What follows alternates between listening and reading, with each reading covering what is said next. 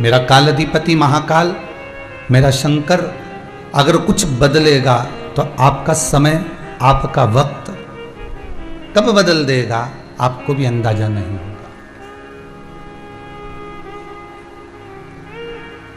आज एक बालक अभी कोई सागर से आया हुआ है, वो मिला। वो बालक जब हम निकल कर आ रहे थे कथा के लिए तो कह रहा था मेरे को 8-10 साल से स्लिप डिस्क की प्रॉब्लम थी। शायद बैठा भी होगा कहीं कथा में, अगर होगा तो मालूम पड़ेगा। तो वो कहा 8-10 साल से मुझे स्लिप डिस्क की प्रॉब्लम थी और बहुत इलाज भी करवाया, औषधि भी खाई, सब कुछ किया, पर कुछ रिजल्ट नहीं मिला। तब मेरी माताजी ने कहीं शिव महापुराण की कथा में कोई एक उपाय देखा होगा, सुना होगा और वो किया होगा।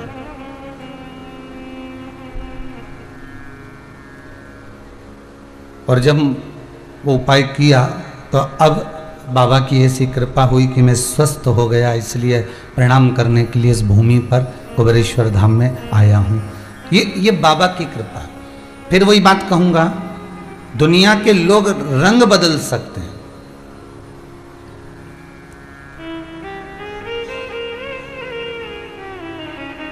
पर मेरा देवाधिदेव महादेव कभी रंग नहीं बदला। उसने बदला तो केवल वक्त बदला।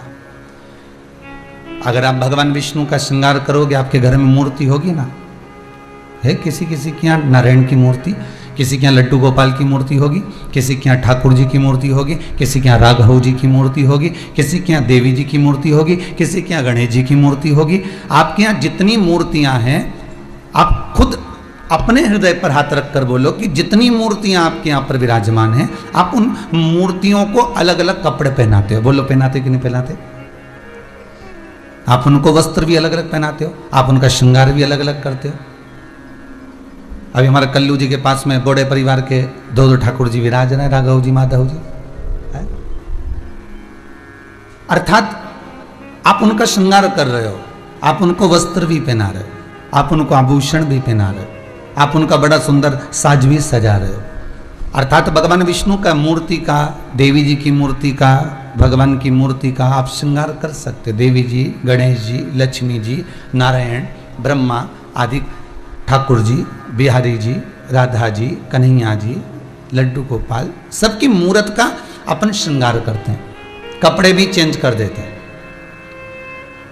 अलग अलग कलर के वस्त्र भी पहना देते हैं।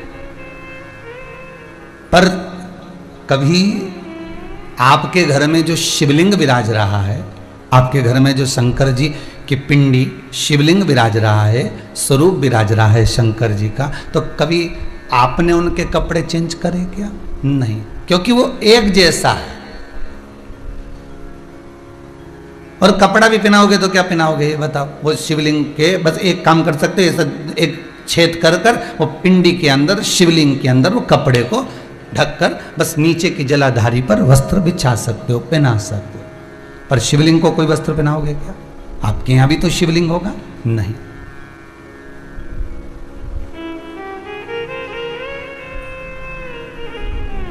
ना वो वस्त्र बदल रहा है, ना वो रंग बदल रहा है। वो तो केवल एक काम करता है कि उसकी शरणागति में जो आ गया और उसका कर्म का भोग वो देख लेता है कि कितना भोग रहा है, उस कर्म से उसको छुड़ाने का प्रयास कर देता है। ये जो वैश्या है, ये सब जगह रही, पर रहने के बाद में आखिरी में जब पहुंची तो उज्जैनी पहुंची। संदीपनी ऋषि की वो नगरी, बाबा देवाधिदेव महादेव की वो धरा, मां छिपरा का पावन तट, अगर ये वेश्या पहुंची तो वहां पहुंची। शिव के धाम में, शंकर के दरवाजे पर, चाहे उज्जैनी हो, विश्वनाथ की नगरी काशी हो, ओमकारेश्वर हो, सोमेश्वर हो, केदारेश्वर हो, नागेश्वर हो, त्र्यंबकेश्वर हो, परली बैद्यनाथ हो, बाबा धाम हो या कुबेरेश्वर धाम, शिव के दरवाजे पर व्यक्ति ऐसे जा ही नहीं सकता। शंकर के दरवाजे पर कोई ऐसे जा, क्योंकि शिव कहां का निवासी है, या तो कैलाश पर रहता है या फिर वो शमशान में रहता है। आप बद्रीनाथ चले जाओगे, केदारनाथ चले जाओगे, आप रामेश्वर, द्वारका, जगन्नाथ सब दूर घूमकर रह जाओगे, वृंदावन, गोकुल, बरसाना 50 बार चले जाओगे, सब दूर चले जाओगे। पर आपसे कोई कहे कि आपसे कोई पूछ ले, क्यों जी तुम ये बताओ कि तुम कैलाश कितनी बार गई, तो कोई तुमसे पूछे तो कैलाश हम नहीं गए भैया, वहां तो जाओ तो खूब खर्चा होता है, 1-1.5 लाख का तो टिकट ही टिकट हो जाए, और ऊपर से जो खर्चा है अलग। और खर्चा तो जाने दो, पानी के अंदर सबसे बड़ा टेंशन तो ये, वहां ऑक्सीजन नहीं मिले, निपट गए तो फिर क्या मिलेगा। और फिर कोई ने पूछ लिया, क्यों साहब वृंदावन कितनी बार गए हो? अरे वृंदावन तो हमारे वो जीजी के लड़के के साथ चले गए, तो फिर हमारे मामा का छोरा गया उसके साथ चले गए, फिर हम दोनों भी घूमने चले गए, फिर हमारे बच्चों को भी दर्शन करा, वृंदावन तो हम खूब गए। फिर कोई तुमसे कहे कि तुम उज्जैनी, अर्थात यहां शास्त्र कह रहा है कि शिव के दरवाजे पर जाना बहुत कठिन है। शंकर जिसको बुला ले, शिव जिस पर करुणा कर दे, और शंकर जिसको हाजिरी देकर आमंत्रित कर ले, बस वही केदारनाथ जा सकता है, वही उज्जैनी महाकाल जा सकता है, वही विश्वनाथ की नगरी काशी जा सकता है, वही कुबेरेश्वर धाम जा सकता है, और वही चाहे केदार हो, चाहे ओंकारेश्वर हो, सोमेश्वर हो, नागेश्वर हो, वो वहां तभी जाएगा जब बाबा बुलाएगा।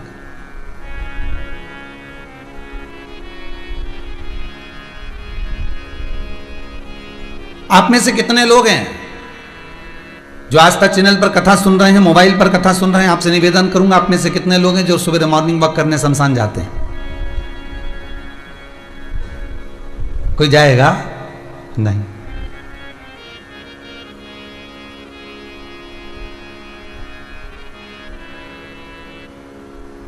जो सवेरे सवेरे मॉर्निंग वॉक करने शमशान जा रहे हो? नहीं साहब।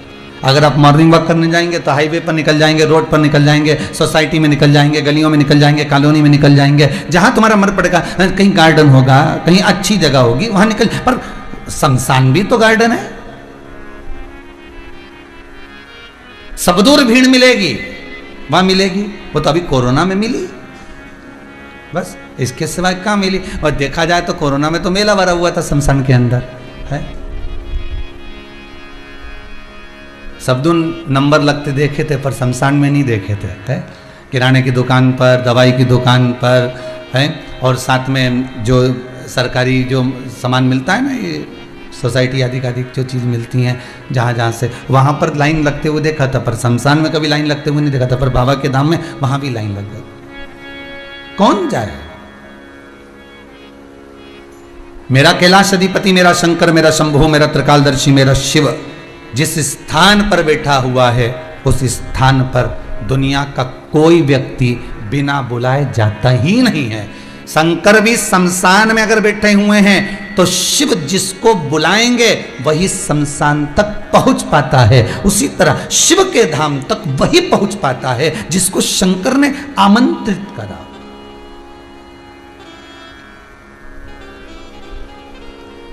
अगर ये वेश्या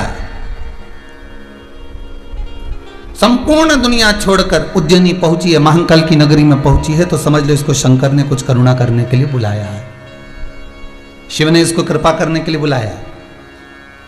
और ये वेश्या, इसको नहीं मालूम कि सावन का महीना है। अब संत आए मां छिपरा के घाट पर, और संत छिपरा के घाट पर बैठकर थोड़ी स्नान कर कर तब साधना में लग गए।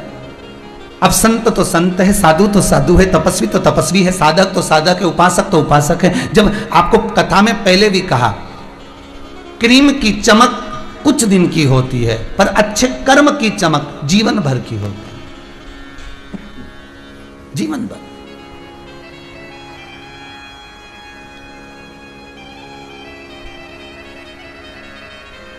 संत, ब्राह्मण, गुरुजन, साधुजन, तपस्वी जन और घर के जितने भगत, चाहे मेरी ये आस्था चैनल पर कथा सुनने वाली बुजुर्ग माताएं हों, चाहे ये बहुएं हों, चाहे ये बेटे हों, चाहे पिता हों, चाहे उनके बच्चे हों, जो भगवान की भक्ति में लगे हुए हैं, जो भगवान के भजन में लगे हुए हैं, जो भगवत चर्चा में लगे हुए हैं, जो भगवत स्मरण में लगे हुए हैं, दो व्यक्ति को देखना, एक जो कभी भगवान का भजन नहीं करता, जो कभी मंदिर नहीं जाता, जो कभी देव स्थान नहीं जाता, जो कभी तीर्थ नहीं जाता, जो कभी स्मरण नहीं करता, एक उसको देखिए, और एक जो भजन में डूबा हुआ है उसको देखिए। दोनों के चेहरे की चमक आपको अलग दिखेगी। गुरु के चेहरे की चमक अलग दिखेगी, संत के चेहरे की चमक अलग दिखेगी, साधक के चेहरे की चमक अलग दिखेगी, ऋषि के चेहरे की चमक अलग दिखेगी। जो तपस्या में लीन है, तपस्या में जो साधक लगा हुआ है, तप साधना में जो डूबा हुआ है, उसके चेहरे की चमक अलग दिखेगी। ये चमक, ये दमक, फुलवन में महक, सब कुछ सरकार तुम्हीं से है। जो कुछ है सब उसी की है।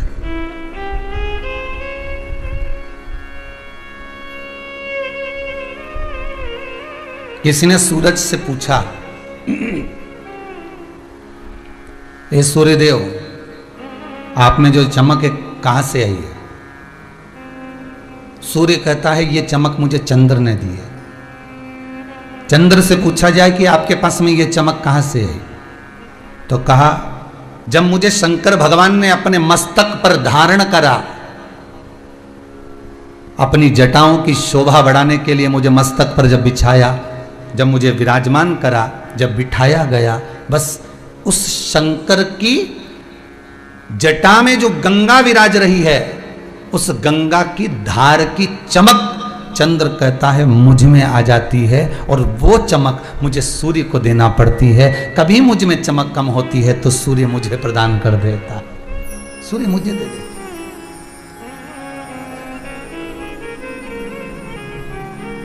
कितनी सुंदर बात कही। चंद्र जैसी बात आपकी बुद्धि में कभी नहीं आ सकती, मुझे ऐसा लगता है, मुझे ऐसा लगता है। क्योंकि आपसे कोई पूछे साहब बड़े चमक रहे हो, क्या बात है, खूब बढ़िया जोरदार कपड़े वपड़े दिख रहे हैं, खूब जोरदार राशि ठाट दिख रहा है, खूब पैसा वैसा दिख रहा है, क्या बात है? तो आपके मुख से निकलेगा हाँ वो तो है ही सरी, आज मैंने खूब जोरदार क्रीम पोता है। कौन सा क्रीम लगाया? तो मैंने ये वाला लगाया। आज मैंने ये कपड़े पहने, और ये कपड़े कोई साधारण कंपनी के नहीं, एक नंबर ब्रांड के हैं। आप अपना बखान कर रहे, आप अपना बखान कर रहे। पर सूर्य से पूछा गया कि तुम्हें चमक कहां से आई, तो कहा चंद्र से मिली। चंद्र से पूछा गया तुम्हें चमक कहां से है, तो कहा देवाधिदेव महादेव की जटा में जो गंगा विराजमान है, उस गंगा की चमक मुझ में है, उसकी शीतलता मुझ में। गंगा से पूछा आप में इतनी चमक कहां से आ गई, आप में इतनी चमक कहां से आ गई? गंगा कहती है ये चमक अगर मुझे मिली है तो देवाधिदेव महादेव के पास से प्राप्त हुई है। देवाधिदेव महादेव से पूछा गया कि आपके पास इतनी चमक कहां से आ गई, तो शंकर भगवान कहते हैं ये सारी चमक जितनी भी है मेरे पास में, जिस नाम को मैं नित्य जपता हूं, मैं जिस नाम का स्मरण करता हूं, उस नाम ने मुझे प्रदान कर दी है। उस चमक वो नाम की है। तो सीधी सीधी बात है कि भगवान भी अगर चमक रहे हैं तो मंत्र के बल पर, नाम के बल पर, स्मरण के बल पर चमक रहे हैं, तो आप क्यों ना चमक सकते हो उस भगवान के नाम के बल पर, उस भगवान के स्मरण के बल पर क्यों नहीं चमकोगे? मनुष्य कभी नहीं कहता कि ये चमक जो मुझे मिली है ये भगवान की कथा से मिली है, ये भगवान की कृपा से मिली है। आज अगर मुझे 2 रोटी मिल रही है तो उसकी कृपा से मिल रही है। आज मैं अगर इतना दुख झेलने के बाद भी अगर मैं साध कर खड़ी हूं, इतनी तकलीफ झेलने के बाद भी अगर परमात्मा, अगर मैं यहां खड़ी हूं, आज अगर इतना दुख झेलने के बाद भी अगर मैं यहां पर बैठी हूं, अगर इतना दुख झेलने के बाद भी अगर मैं आस्था चैनल पर शिव महापुराण की कथा सुन रही हूं, इतना दुख झेलने के बाद भी अगर मैं कथा का स्मरण कर रही हूं, तो समझ लेना ये शंकर तुमको चमका रहा है, तुम्हें चमक प्रदान कर रहा है कि ये तुम्हें वहां साध कर बिठा रखे, वहां तक छोड़।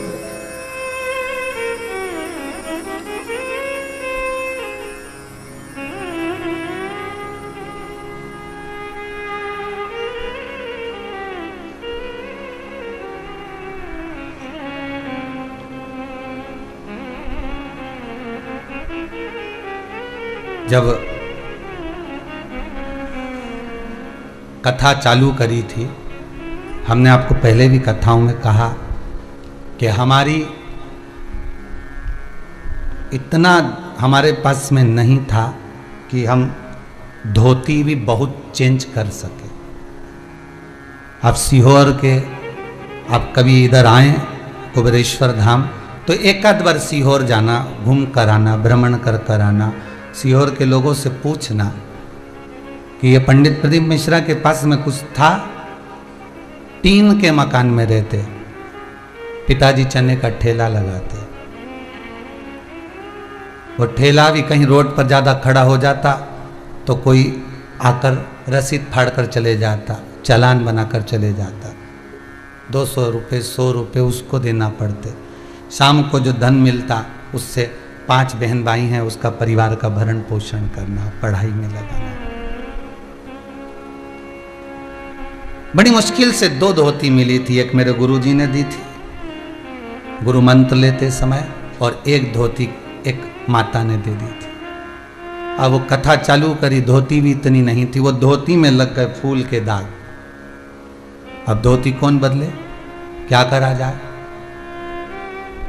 तब किसी एक माता ने सीख दी कि इस धोती को ले जाओ और गांधी रोड पर, हमारे यहाँ सीहोर में गांधी रोड है, उस गांधी रोड पर रंगरेज रहते हैं जो कपड़े को रंगते हैं, कपड़े में कलर करते हो, तो उसको दिया।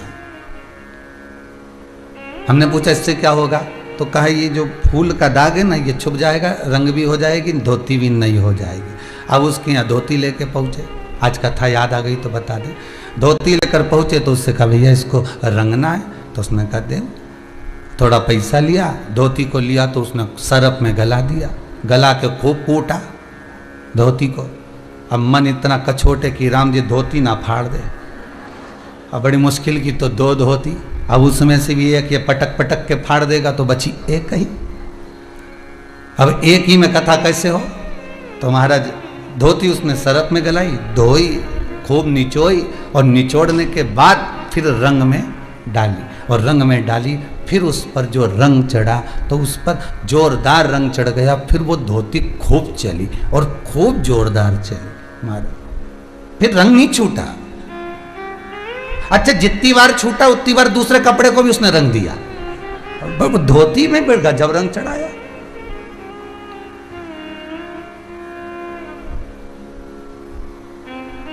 अब जिस कपड़े के साथ वो धोती धो उस कपड़े में रंग चढ़ा देती थी। आज वो धोती याद आ गई तो ये जीवन भी हमारा ऐसा ही है। किसी सदगुरु की शरण में जब जाओ, शंकर के मंदिर में जब जाओ, शिव की शरण में जब जाओ, तो ये समझ कर जाना कि हम धोती हैं और ये रंगेगा तो रंगने से पहले धोएगा जरूर, मतलब पछतेगा, दुख देगा, तकलीफ देगा, कष्ट देगा, रगड़ेगा, सरफ में डालेगा, भिंगोएगा, तब निचोएगा, दुनिया का सारा दुख भगवान देगा, तब जाकर भक्ति का रंग ऐसा चढ़ा देगा, फिर जिसके साथ जाओगे उसको भी रंगीन बना दोगे, फिर रंगेगा।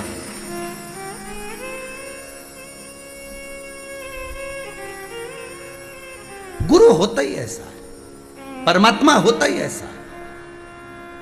और मैं किसी की बात करूं ना करूं, पर मेरा शंभू तो ऐसा ही है। पहले खूब पछकता, वो कहता है पहले दुनिया भर के हाथ पर जोड़िया, तेरे को तेरी जिससे अच्छी पटे पहले उसको पटा के आ जा, इसके बाद मेरे पास आना। जब कहीं से काम नहीं हो, सारी दुनिया में माथा रगड़ के आ जाए, सबके धोख लगाया है, सबके हाथ पैर जोड़िया है कि साहब तकलीफ है ने, तकलीफ है ने, माफ जाओ, तो इनके माता जी आए, उनके पिताजी आए, उनके बेरू जी आए, उनके काका जी आए, उनकी काकी जी आए, ने जितना के घूमना वाला के पास है सबके पास घूमिया, नरियल फोड़ फोड़ के आ जा, ने चना चिरौंजी भी धोख लगाया।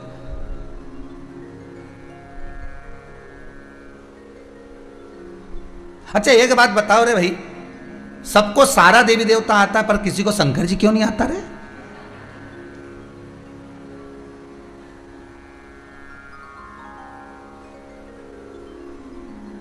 और कहीं का कह दे कि इनके शंकर जी आता है तो तुम कुछ मत करना, एक बोरी धतूरा ले जाके फटक देना, इनके शंकर जी आए ने डाल दो। और जो शंकर जी यहीं छात रखे तो भाई तो उसका शंकर जी के शंकर जी इसलिए तो नहीं आए क्योंकि नहीं तो एक आध बब्बा छोड़िया।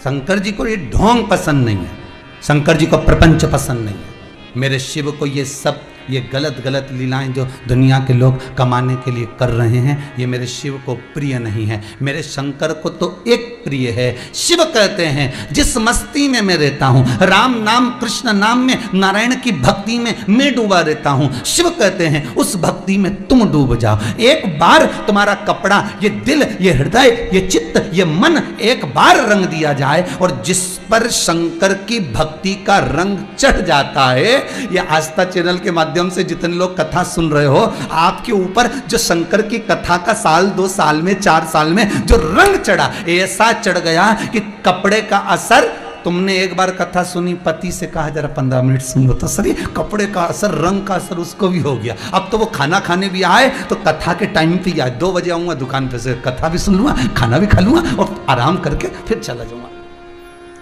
अच्छा, नौकर भी होशियार, नौकर के छुट्टी मुझे 2 बजे ही दो, क्योंकि इसकी पत्नी ने भी इसको रंग चढ़ा दिया, तो वो कह मैं भी 2 बजे जाऊंगा। तो पति के, सेठ जी के, काहे को 2 बजे जाएगा, मैं 2 बजे जाऊंगा, नहीं मैं भी 2 बजे जाऊँ। तो इनने विचार कर अब 2 बजे से 5 बजे तक जरा 2 घंटा ठीक है, दोपहर का टाइम देखा जाए। चलो,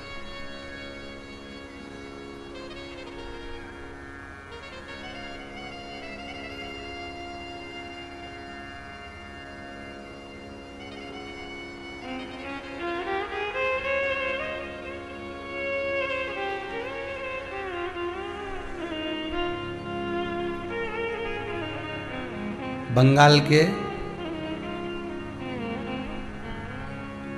दुर्गापुर, आप लोग कभी आपके रिश्तेदार रहते हो तो पूछना उनको फोन लगाकर कि ये कथा के चक्कर में पूरे मार्केट वालों ने समय चेंज कर दिया। कभी आपको मौका मिले और कोई आपका बंगाल में दुर्गापुर में कोई, आप पता करें ना, बूढ़े जी बोले हमने मालूम करा है, तो कभी पता करिएगा बंगाल के दुर्गापुर, पूरे उस दुर्गापुर क्षेत्र में जहाँ कितनी दुकानें होंगी, लगभग कि दुकानों का मैं वर्णन नहीं कर सकता, लाखों दुकानें होंगी, उन्हें समय चेंज कर दिया। 2 बजे से 5 बजे तक कथा आती है तो सारी दुकानों की शटर नीचे, 5 बजे के बाद मार्केट चालू, रात को 11-12 बजे तक मार्केट खुलेगा और भीड़ भी अपार। शाम के समय सब फ्री, कथा भी सुन ली, आनंद, चित्तवृत्ति में लगा हुआ है। इस शिव महापुराण ने केवल एक व्यक्ति को नहीं बदला है, शिव महापुराण ने कई लोगों की बस्तियों को बदल दिया है।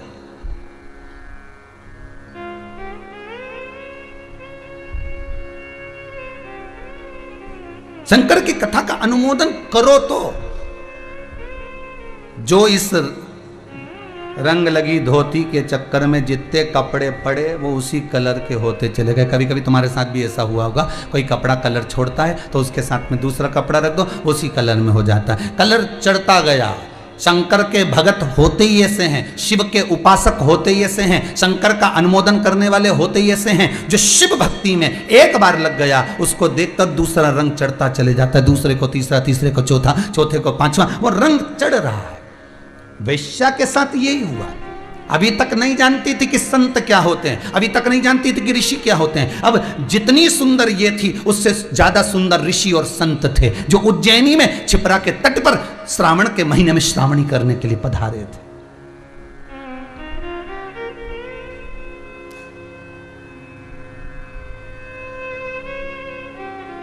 उस उज्जैन नगरी में श्रावण के महीने में संत एक जगह बैठकर तप करते और 12 शिव स्थानों का दर्शन करते। सावन का नियम है, श्रावण महीने का एक नियम है, शायद आपको भी मालूम होगा, अगर नहीं मालूम होगा तो पुराने समय की बात याद रखना। श्रावण के महीने में शंकर जी के मंदिर में झांकी सस्ती थी। किस किस को याद है?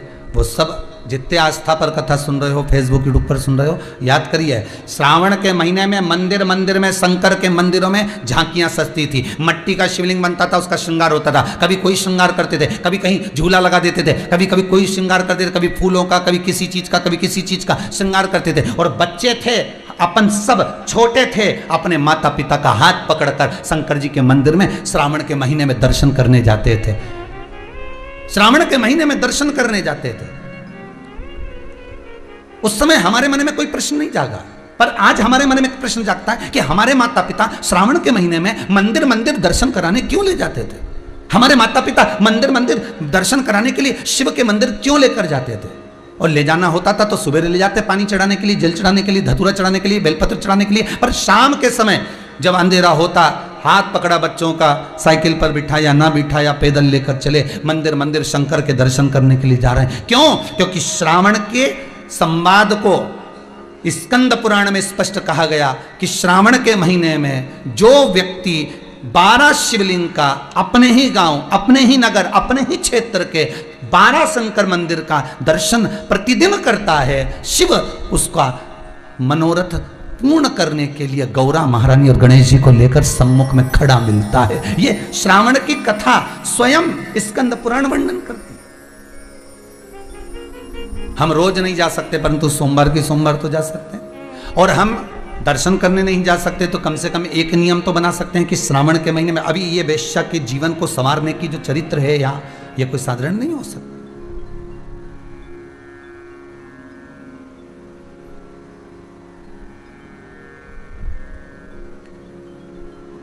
आज वैश्या से ज्यादा सुंदर संत, साधु, तपस्वी, साधक, उपासक, ये बाहर की सुंदर थी, वो भीतर के सुंदर थे। उनकी चित्तवृत्ति भक्तिमय थी, उनके भीतर शिव बसा हुआ था, शंकर। वैश्या ने एक ऋषि को देखा, कितने सुंदर, क्षिप्रा महारानी के जल का तेज पुंज उस ऋषि के चेहरे पर चमक रहा था। ऋषि के चेहरे, तपस्वी के चेहरे पर चमक रहा। वैश्या ने विचार करा, इतना सुंदर है ये पुरुष, इतना सुंदर, क्यों ना मैं इसके करीब में जाऊं। गलत विचार रखकर, वैश्या की दृष्टि में वो पुरुष है, ऋषि नहीं। संसार के ऐसे कई लोग हैं, कई लोग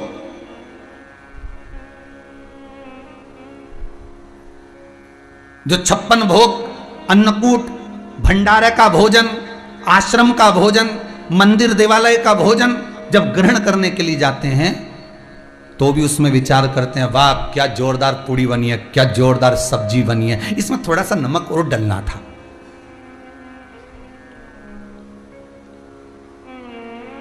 सब्जी अच्छी बनी पर थोड़ा नमक डालना था। आश्रम में भोजन अच्छा बना पर तो थोड़ी दाल और कट्ठी कर देना थी। भंडारे में पूड़ी बनी, थोड़ी पतली कर देना थी, मोटी हो गई। 56 भोग का प्रसाद लेने जा रहे हैं और मन में आ रहा है बस ये लड्डू बहुत जोरदार बना है, इसमें खीर में थोड़ी सी शक्कर कम रह गई। तो आप में और उस वैश्या में क्या अंतर रह गया? वैश्या ऋषि को ऋषि नहीं देख रही है, वैश्या क्या कह रही है, कितना सुंदर पुरुष है। भगवान का प्रसाद जब हम खाएं, हमारे भीतर यह भाव नहीं आना चाहिए कि ये लड्डू है कि नुक्ती है कि सेव है कि पूड़ी है कि सब्जी है कि पकोड़ा है कि खिचड़ी है। हमारे भीतर यह नहीं आना चाहिए। हमारे भीतर तो यह आना चाहिए कि भगवान का प्रसाद, अर्थात भगवान का प्रसाद मतलब भगवान का साक्षात दर्शन हमारे भीतर उतर रहा, हम भगवान को अपने भीतर उतार।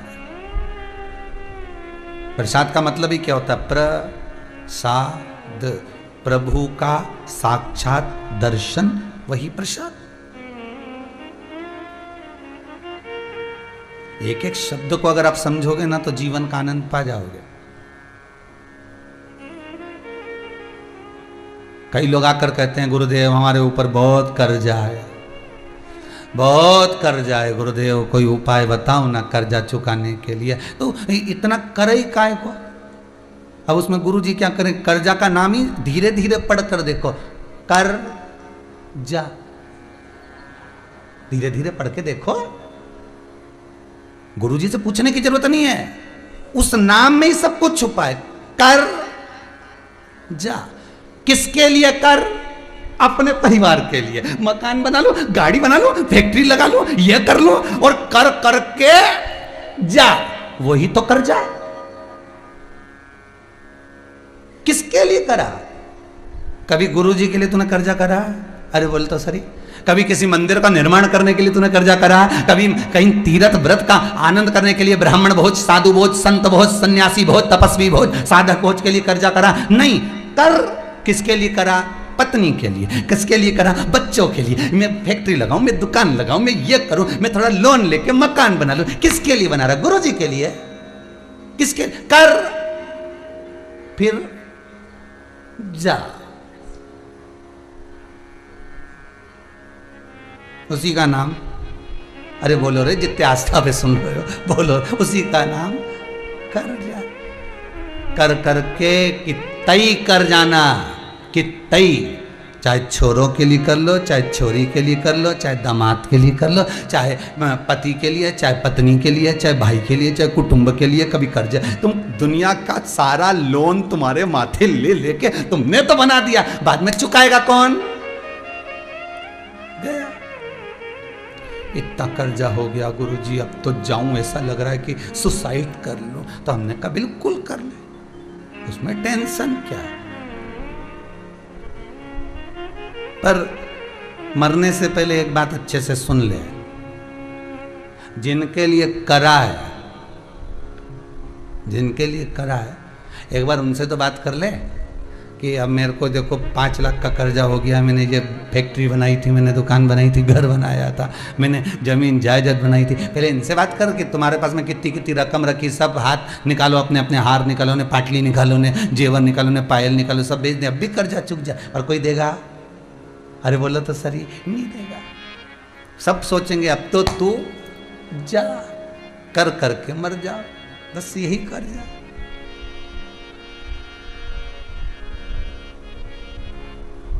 शिव कहते हैं कर्जा हो भी गया तो चिंता नहीं करना। शमी का पत्ता शहद में डुबो, श्रावण के महीने की 10वीं तिथि, कौन सी? श्रावण के महीने की 10वीं तिथि, एकादशी के एक दिन पहले, श्रावण महीने की 10वीं तिथि को शमी के पत्ते को, चाहे 21 हो, 11 हो, 51 हो, उसको शहद में डुबोकर शंकर भगवान के शिवलिंग पर उसको श्रृंगार करो। केवल चढ़ाना नहीं है, जब शहद में डूब जाएगा तो वो चिपक जाएगा। शिव का श्रृंगार करो। क्या होगा इससे? तो लिंग पुराण कहती है, नर्मदा पुराण कहती है, शंकर का जब हम शमी के पत्ते को शहद में डुबोकर श्रृंगार करते हैं, शंकर कहते हैं इसने मेरा श्रावण महीने में श्रृंगार करा है, तो क्यों ना मैं भी इसका धन का श्रृंगार कर कर इसको कर से मुक्त कर दूं, तब कर्जा चुकता, तब कर्जे से मुक्ति होती है। यह केवल श्रावण के महीने में किया जाता है, इसके सिवा कहीं कोई महीने में नहीं कर सकते आप इसको। और नहीं तो बाद में कहोगे कि हमको हर महीने, तो उस महीने में कर लो। केवल श्रावण की 10वीं, चाहे उजाले की कर लो, चाहे अंधेरी की कर लो, एक ही बार करना है। 2 10वीं पे भी नहीं करना है। श्रावण महीने की 1 10वीं पर अगर आपने इस 10वीं पे कर लिया तो अगली पे मत करना, अगली पे करा तो इसमें नहीं करा तो कोई बात नहीं, एक पर करना है बस, 1 10वीं। कितना भी कर जाओ, कितना भी लोन चढ़ा हुआ है, भगवान अब उसके भरोसे पर छोड़ दो कि हमने कुबेर भंडारी के भरोसे पर छोड़ दिया, हमने कुबेरेश्वर महादेव के भरोसे पर छोड़ दिया, हमने तो शिव को दे दिया। पर विश्वास रखकर, भरोसा रखकर, यहाँ ये पूरे आप कुबेरेश्वर धाम में कभी भी आओगे ना, तो यहाँ कोई बाबा जोगी घूमता नहीं मिलेगा। यहाँ तो हम भी नहीं मिले तुमसे, टाइम ही नहीं इतना कि तुमसे मिले। राम नाम जपें कि तुमसे मिले, भगवान का भजन करें कि तुमसे मिलते फिरे। और कई लोग तो अंदर पत्र भी भेजते हैं, श्रीमान जी आए हैं, जरा 5 मिनट मिल लो। हमने कहा कुबेरेश्वर जी से मिला दो। हमारे पास आए क्या मिलने? तो कुबेर भंडारी से आए। हमसे मिलने आओ तो बात दूसरी, कुबेरेश्वर महादेव से मिलने आयो। अपना दुख, अपनी तकलीफ, अपना कष्ट, अपना रोग, अपनी बीमारी, अपनी बात हमसे मत कहो। इस भूमि पर खड़े होकर जो बोलोगे वो उससे कहो। हमारे दुख तो वो काटता है, तो हम किसी के दुख काट सकते हैं क्या? नहीं, दुख वो काटेगा, तकलीफ वो मिटाएगा, कष्ट वो काटेगा, उससे कहो।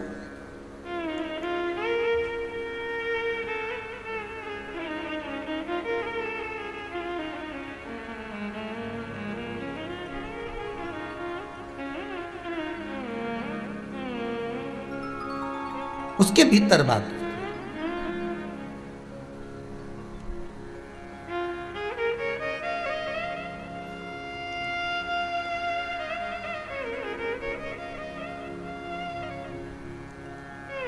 बस वेश्या की चित्तवृत्ति में उतर गया। वो ऋषि का स्वरूप, उसने कहा ये पुरुष बड़ा सुंदर है, उसको ऋषि नहीं दिख रहा। भगवान का प्रसाद, प्रसाद उसी को दिखता है जिसके भीतर प्रभु विराजमान होता है, तो उसको प्रसाद दिखेगा।